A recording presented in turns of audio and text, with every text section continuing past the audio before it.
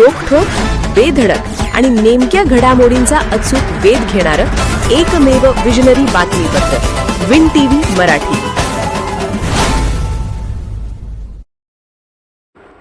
वारणेत वर्षा व्याख्यानमालेचा आमदार डॉ. विनय कोरे यांच्या हस्ते शानदार शुभारंभ।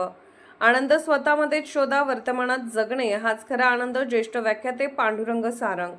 वारणानगर येथील श्री तात्यासाहेब कोरे वारणा सहकारी साखर कारखाना आणि श्री शारदा वाचन मंदिर यांच्या संयुक्त विद्यमाने आयोजित 48व्या व्याख्यानमालेचा शानदार शुभारंभ वारणा सहकार समूहाचे अध्यक्ष आमदार डॉ. विनय कोरे यांच्या हस्ते दीपप्रज्वलन करून झाला।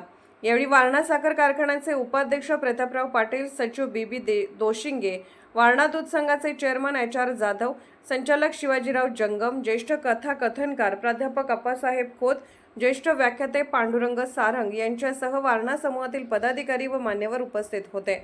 उद्घाटनानंतर ज्येष्ठ व्याख्याते पांडुरंग सारंग यांनी आनंद आहे घरीदारी शोधू नका बाजारी या विषयावर प्रभावी आणि विचार प्रवर्तक व्याख्यान दिले। आयुष्यातील खरा आनंद बाहेर नसून तो प्रत्येकाच्या अंतर्मनात दडलेला असतो। भूतकाळाच्या आठवणी आणि भविष्याच्या चिंतेत अडकून न राहता वर्तमानात जगण्याची सवय लावली तरच जीवन खऱ्या अर्थाने आनंदी होईल असे प्रतिपादन त्यांनी केले। प्रत्येक व्यक्तीला समान शरीर, समान संधी, आनंदी जीवन जगण्याची क्षमता लाभलेली आहे। आनंद हा मनाचा विषय असून तो ओळखण्याची दृष्टी विकसित करणे आवश्यक आहे। सुख दुःख ही जीवनातील नैसर्गिक चक्रे असून प्रत्येक क्षण सकारात्मकतेने जगणे हीच खरी जीवनकला असल्याचे त्यांनी सांगितले। मराठी भाषेची समृद्धी, शब्दांची ताकद आणि सकारात्मक विचारांचे महत्त्व अधोरेखित करत त्यांनी चांगले विचार, चांगली कृती आणि कुटुंबातील नाती जपण्याचा संदेश दिला। शरीरासाठी औषधे मिळतात, मात्र मन प्रसन्न ठेवण्यासाठी सकारात्मक दृष्टिकोन आणि समाधानाची वृत्ती आवश्यक असल्याचे त्यांनी स्पष्ट केले। कार्यक्रमाच्या प्रारंभी प्राध्यापक अप्पासाहेब खोत यांनी उपस्थितांचे स्वागत केले। प्राध्यापक राजेंद्र कोळेकर यांनी सूत्रसंचालन केले तर ग्रंथमित्र बाबासाहेब कावळे यांनी आभार मानले।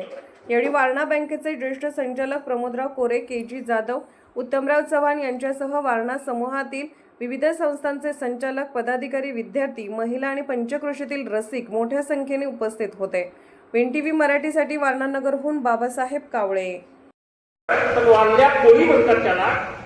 या वाल्ल्या कोळ्याने वाटवारी करून जीवन जगत होता।